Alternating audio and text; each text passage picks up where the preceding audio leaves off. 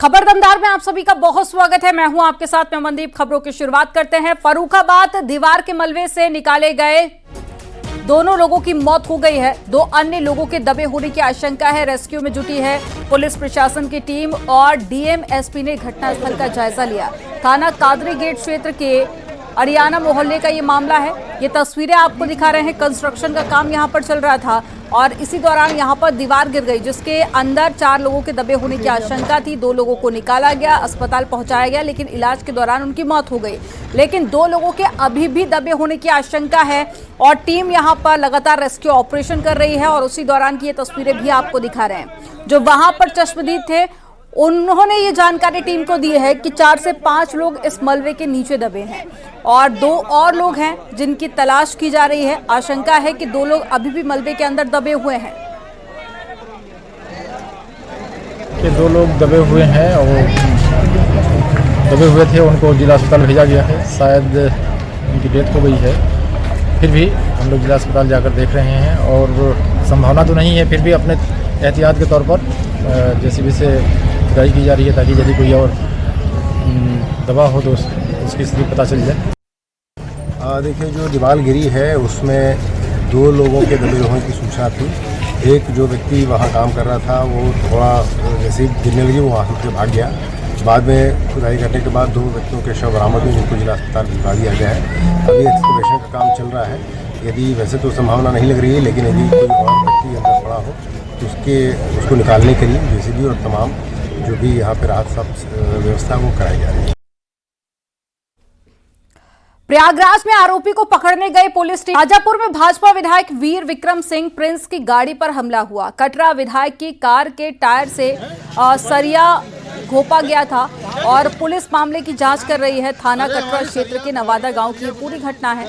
आपको बता दें कि विधायक अंबेडकर जयंती कार्यक्रम में शामिल होने आए थे।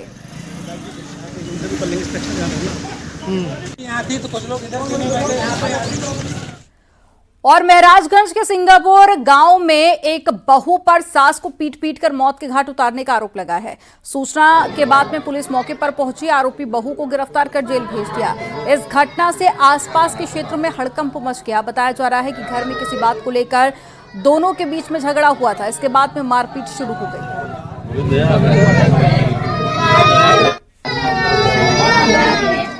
कौशाम्बी से एसपी नेता इंद्रजीत सरोज का अमर्यादित बयान सामने आया। मंदिर, राम और साथी जाति पर विवादित बयान दिया। इंद्रजीत सरोज ने कहा है कि मंदिरों में ताकत होती तो देश में लुटेरे नहीं आते। महमूद गजनवी और गौरी जैसे लुटेरे देश को लूट नहीं ले जाते।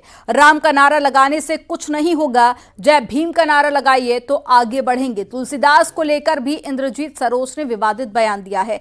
इंद्रजीत ने कहा है कि तुलसीदास ने लिखा है कि अगर कोई नीच जाति का व्यक्ति पढ़ लिख जाए तो वो सांप के दूध पीने जैसा होता है। अगर भारत के मंदिरों में ताकत होती तो मोहम्मद बिन कासिम आया होता। भारत के मंदिरों में ताकत होती तो महमूद गजनवी आया होता। भारत के मंदिरों में ताकत होती तो मोहम्मद घोरी न आया होता और इस देश को लूटने का काम न किया होता। इसका मतलब मंदिरों में ताकत नहीं थी। अगर ताकत है तो सत्ता के मंदिर में ताकत है। केंद्रीय प्रशासनिक न्याय अधिकारी कैट लखनऊ बेंच के उद्घाटन कार्यक्रम में मुख्यमंत्री योगी आदित्यनाथ पहुंचे और सीएम योगी ने कहा कि प्रदेश में पेंडिंग केसों में तेजी से सुनवाई हो रही है। मुख्यमंत्री योगी आदित्यनाथ ने कहा कि केस निपटाने में ट्रिब्यूनल का अहम रोल है। ट्रिब्यूनल जल्द से जल्द न्याय कर रहे हैं और हम अदालतों का बोझ कम कर रहे हैं। हम लोग इस बात को सुनिश्चित कर रहे हैं कि इन मामलों को व्यक्ति कोई आए जो ये हमने टाइमलाइन तय की है, इसी दौरान उनका निस्तारण हो, इससे अधिक पेंडेंसी न हो। ऐसे ही अन्य मामलों में भी हम कर सकते हैं। उसके लिए गवर्नमेंट को भी राहत मिलती है और कर्मचारी को भी राहत मिलती है। और जो ऐसे लोग छुपे होते हैं, जिन लोगों को केवल कार्य लटकाने की आदत होती है, ऐसे लोगों के बोझ से भी व्यवस्था को मुक्ति मिलती है, क्योंकि उनकी जवाबदेही भी हर एक स्टेज पर फिर तय होती है। और इसके पीछे शासन की जो स्पष्ट मंशा रही है कि उसके लिए ट्रिब्यूनल गठित हो, न्यायालय के बोझ को कम करने के लिए और ट्रिब्यूनल अलग से इन मामलों को मेरिट के आधार पर निस्तारित करने की कार्रवाई को एक समयबद्ध तरीके से आगे बढ़ा दे, तो मुझे विश्वास है कि जो 16 जनपद कैट लखनऊ के कार्य क्षेत्र में आते हैं, इन सभी से जुड़े हुए कार्मिकों को समयबद्ध तरीके से न्याय उपलब्ध होने में और शासन के अनावश्यक बोझ को भी कम करने में इससे मदद मिलेगी। इससे पहले फिक्की के कार्यक्रम में सीएम योगी आदित्यनाथ ने आज बड़ा बयान देते हुए समाजवादी पार्टी पर जमकर निशाना साधा। मुख्यमंत्री योगी आदित्यनाथ ने कहा कि पहले भर्ती प्रक्रिया में चाचा भतीजे में प्रतिस्पर्धा होती थी कि कौन कितनी वसूली करेगा। आप मुझे बताइए कि जो व्यक्ति पैसा दे करके भर्ती हो रहा होगा तो वहां जाकर के वो भजन थोड़े गाएगा। और यही होता था, यहां पे यही होता था, बोली लगती थी, चाचा भतीजे में प्रतिस्पर्धा होती थी कौन कितना वसूली कर ले। लेकिन आज ऐसा नहीं है, आज पारदर्शी तरीके से सारे कार्य चल रहे हैं। और सूत्रों के हवाले से खबर है, बीजेपी अध्यक्ष से जुड़ी हुई खबर, इसी महीने बीजेपी अध्यक्ष का ऐलान हो सकता है और सूत्रों के माने तो ओबीसी चेहरे को बीजेपी का अध्यक्ष बनाया जा सकता है। एक बड़ी खबर आपको बता रहे हैं, जल्द ही बीजेपी के अध्यक्ष का नाम का ऐलान हो सकता है और जानकारी यह भी है कि ओबीसी से ही बीजेपी का अध्यक्ष होगा।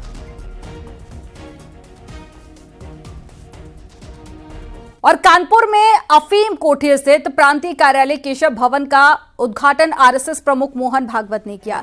इस मौके पर उन्होंने भवन निर्माण में लगे कारीगरों और मजदूरों को भी सम्मानित किया। उन्होंने डॉक्टर भीमराव अंबेडकर कक्ष का भी लोकार्पण किया। आरएसएस कार्यकर्ताओं को संबोधित करते हुए संघ प्रमुख ने कहा कि नवनिर्मित केशव भवन सिर्फ एक बिल्डिंग नहीं है बल्कि सेवा का स्थान है।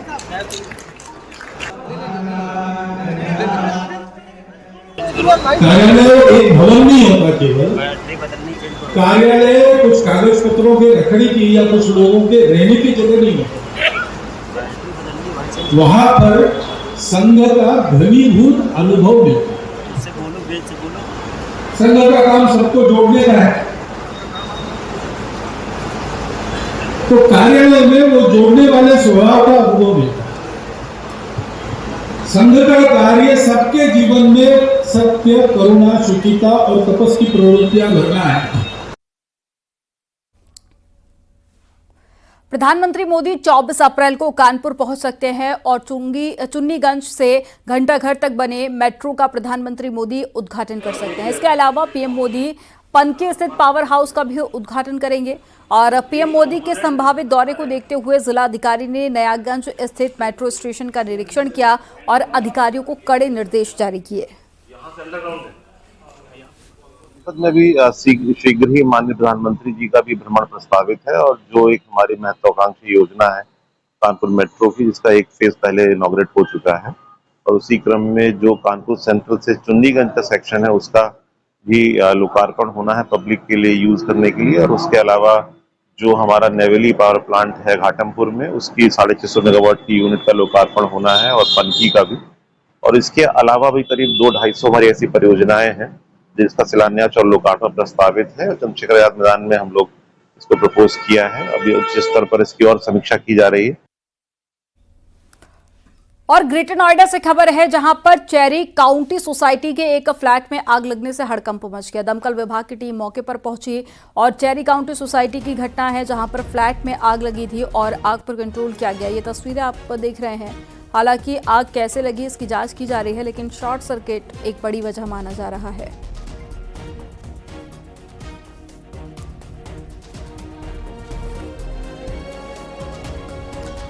और लखनऊ से खबर है, जहां पर मादक पदार्थों की तस्करी के गिरोह का एसटीएफ ने खुलासा करते हुए 3 शातिरों को गिरफ्तार किया। टीम ने ट्रक कंटेनर से 60 लाख का गांजा बरामद किया है। गांजे की खेप को हेयर ऑयल के गत्तों के बीच में छिपाकर ले जाया जा रहा था।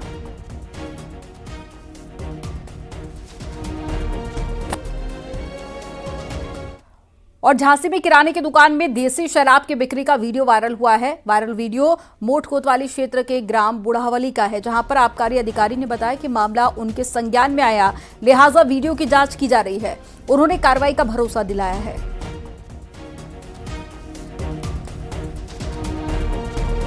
एटा में एक दिन पहले हुई मामूली कहासुनी के बाद में एक शख्स ने युवक को गोली मार दी, जिससे इलाके में हड़कंप मच गया।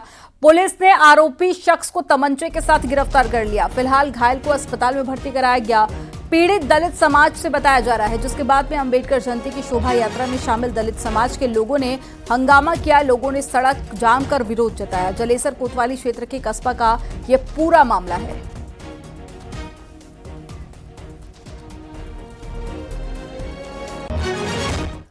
हैदराबाद में वक्फ कानून पर कांग्रेस सांसद इमरान मसूद ने धमकी देते हुए कहा कि हम आ गए तो घंटे भर में इलाज कर देंगे। इमरान मसूद ने कहा कि मैं आपसे वादा करना चाहता हूं कि जिस दिन हम आएंगे 1 घंटे के अंदर इस समस्या का इलाज कर देंगे, क्योंकि वक्फ कानून संविधान के खिलाफ है। हम शियों के खतरे का मुकाबला कैसे करें?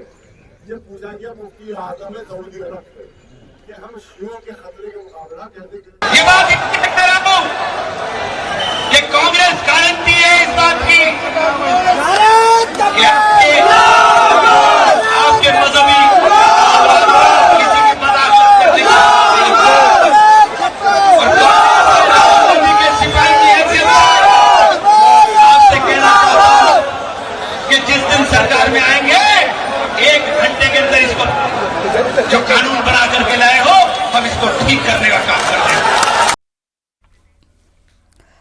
इमरान मसूद ने अपने दिए बयान के बाद में न्यूज़ 18 पर अपने बयान पर सफाई भी दी। उन्होंने कहा कि हमारी मस्जिदों पर कब्जा किया जा रहा है तो हमें विरोध क्यों नहीं करना चाहिए। इस कानून के अंदर सीधे सीधे सारी की सारी प्रॉपर्टियों को कब्जा करने का प्रावधान है, पूरा क्लियर कट। लिमिटेशन एक्ट हटाने के बाद जितने कब्जा धारक हैं वो सब एडवर्स पोजीशन के अंदर कोर्ट में जाएंगे और मालिकाना हक लेंगे। इस कानून के अंदर सीधे सीधे कहा गया कि जो ASI प्रोटेक्टेड मॉन्यूमेंट्स हैं, जो मस्जिदें हैं, उनमें सारा का सारे मालिकाना हक सरकार का होगा। इस कानून के अंदर सीधे सीधे कहा गया कि अगर किसी संपत्ति के ऊपर विवाद होता है, उस विवाद की स्थिति में ये संपत्ति पूरी तरह से जब तक विवाद हल होगा तब तक सरकार की रहेगी, और विवाद कब हल होगा इसकी कोई समय सीमा नहीं है। कांग्रेस सांसद इमरान मसूद के वक्फ पर 1 घंटे वाले बयान पर इंडिया गठबंधन में 2 फाड़ होती हुई नजर आ रही है। समाजवादी पार्टी के नेता उदयवीर सिंह ने इमरान मसूद के बयान पर कहा है कि समाजवादी पार्टी 1 घंटे भर वाली भाषा के खिलाफ है। इमरान मसूद के बयान को हैदराबादी भाषा बताया और कहा कि इस तरह की भाषा का इस्तेमाल नहीं होना चाहिए। वक्फ के विषय पे बहुत बड़े देश में वर्ग के साथ साथ बहुत सारे न्यायविद, बहुत सारे सामाजिक लोगों का ये मानना है कि एक तरफा कार्रवाई केवल हिंदू मुसलमान करने के लिए और वक्फ की संपत्तियों को सरकारी भाजपा सरकार के लोग अपने मित्रों को देने के लिए कर रहे हैं। तो इस बिल पे सब लोगों की इसके खिलाफ हैं और अगर कोई मौका मिलेगा तो न्याय करना चाहेंगे। लेकिन ये 1 घंटे 2 घंटे वाली भाषा, पता नहीं हैदराबाद के साथ क्या परेशानी है, इस बात से तो हम नहीं सहमत हैं। लेकिन जो संवैधानिक रास्ता है उस संवैधानिक रास्ते पे चल के जो न्याय संगत बात है वो निश्चित होनी चाहिए। और वक्फ के विषय में सरकार ने अन्याय किया है, अपनी शक्ति का दुरुपयोग किया है और केवल गलत नियत से किया है, ऐसा हमारा भी मानना है। केंद्रीय मंत्री BL वर्मा ने इमरान मसूद के बयान पर कहा है कि ऐसी भाषा बोलने वाले शब्दों पर नियंत्रण रखें, भड़काने का काम ना करें। अब इस तरह के बुलबुलेपन से तो देश चलने वाला नहीं है और मुझे लगता है कि बोलने वालों से कहिए कि अपने शब्दों पर नियंत्रण रखें। और मुझे लगता है कि न जाने ये क्या क्या धारा 370 के बारे में बोलते थे, और जब धारा 370 भी हटी तो कहीं भी कंकड़ की आवाज़ आई नहीं। तो अब जब दोनों सदनों से पास हो गया है, बिल आने से पहले तरह तरह की धमकियां देते थे, लेकिन ये धमकी या किसी इस तरह की बयानबाजी से ये देश नहीं चलेगा, देश कानून से चलेगा। और जो बाबा साहब का आज दिन है, बाबा साहब ने जो संविधान दिया है उसे चलेगा। संभल हिंसा मामले में न्यायिक जांच आयोग ने एसपी सांसद जियाउर रहमान बर्क को नोटिस भेजा है। आयोग ने जियाउर रहमान बर्क को बयान दर्ज करने के लिए 16 अप्रैल को बुलाया है और इसके साथ ही एसपी विधायक इकबाल महमूद के बेटे सोहेल इकबाल को भी नोटिस भेजा गया। सोहेल इकबाल के भी 16 अप्रैल को बयान दर्ज होंगे। आपको बता दें कि पिछली डेट पर सांसद बर्क और विधायक के बेटे पेश नहीं हुए थे।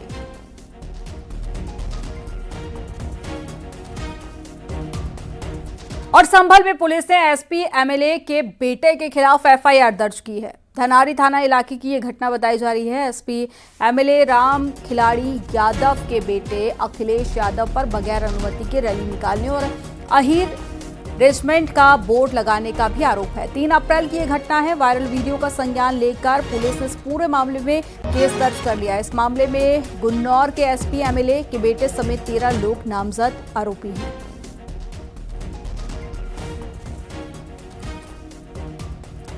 अयोध्या में राम मंदिर के मुख्य शिखर के कलश की स्थापना हुई। वैदिक ब्राह्मण की मौजूदगी में शास्त्रीय विधि से इसकी पूजा अर्चना संपन्न कराई गई।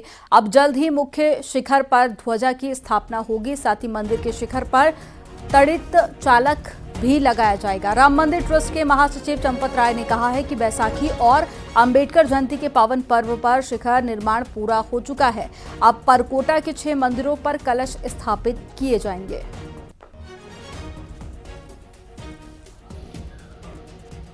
आज वैसाखी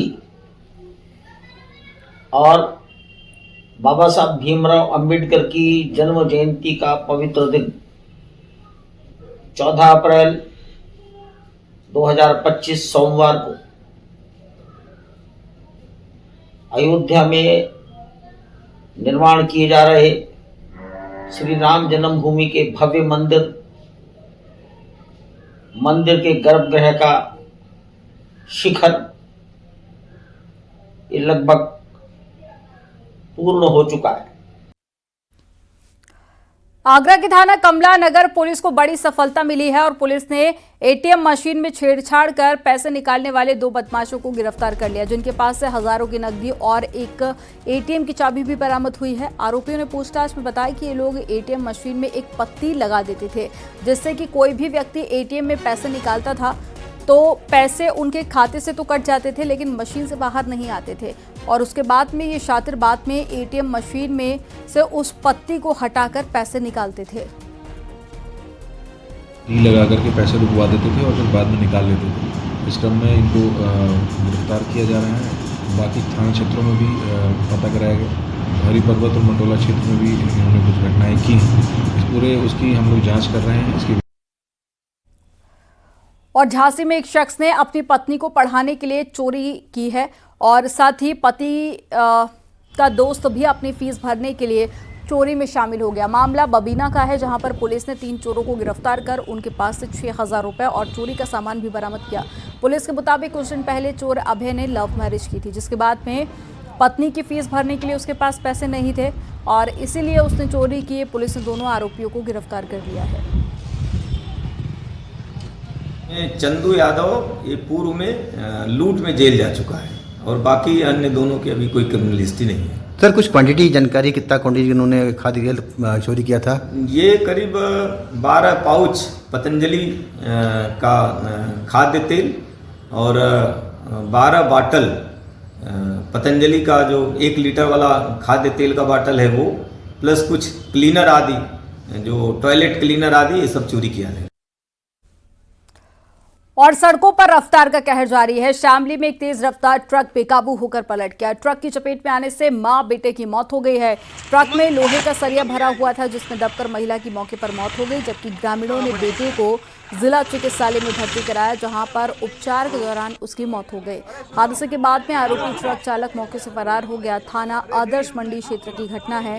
झांसी में बारातियों से भरी बस स्कूल की बाउंड्री वॉल से टकराने के बाद में पलट गई। इस हादसे में लगभग 36 बाराती घायल हो गए। ये घटना मऊरानीपुर की बताई जा रही है।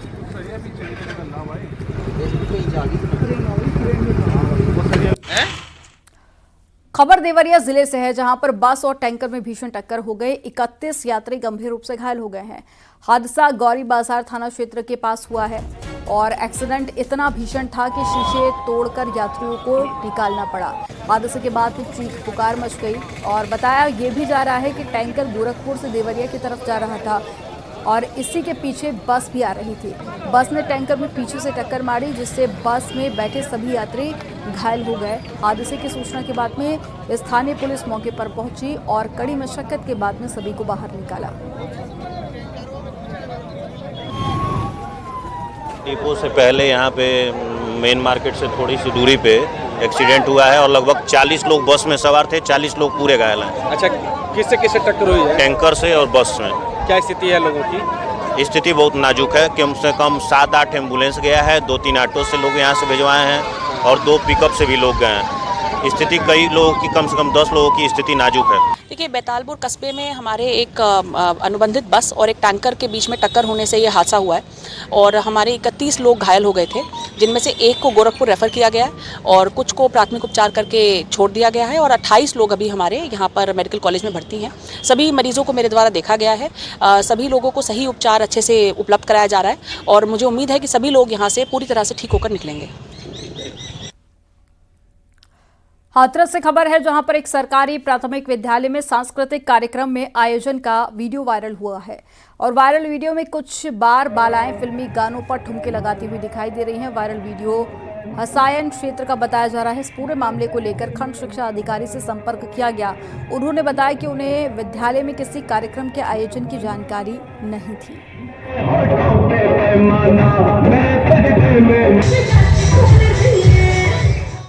अयोध्या मेडिकल कॉलेज के संविदा कर्मी प्रभुनाथ मिश्रा की आत्महत्या मामले में एक नया मोड़ आ गया है। 27 मार्च 2025 को जारी CDFD की रिपोर्ट के मुताबिक लखनऊ पुलिस ने 12 अप्रैल को मृतक के परिजनों को सौंपा और रिपोर्ट के अनुसार मृतक के बिसरा नमूनों का जब माता पिता के खून से DNA मिलाया गया तो ये चौंकाने वाला खुलासा सामने आया कि बिसरा में मौजूद अंगों का प्रभुनाथ से कोई जैविक संबंध ही नहीं है, यानी कि नमूने किसी और डेड बॉडी के थे जिसे प्रभुनाथ के नाम से संरक्षित किया गया। इससे ये स्पष्ट हो गया कि KGMU मॉर्चरी के डॉक्टर जिन्होंने प्रभुनाथ का पोस्टमार्टम किया, उन्होंने जानबूझकर नमूनों की अदला बदली की। अब पीड़ित परिवार इस मामले को लेकर एक बार फिर से नया मुकदमा पंजीकृत करने की तैयारी में है।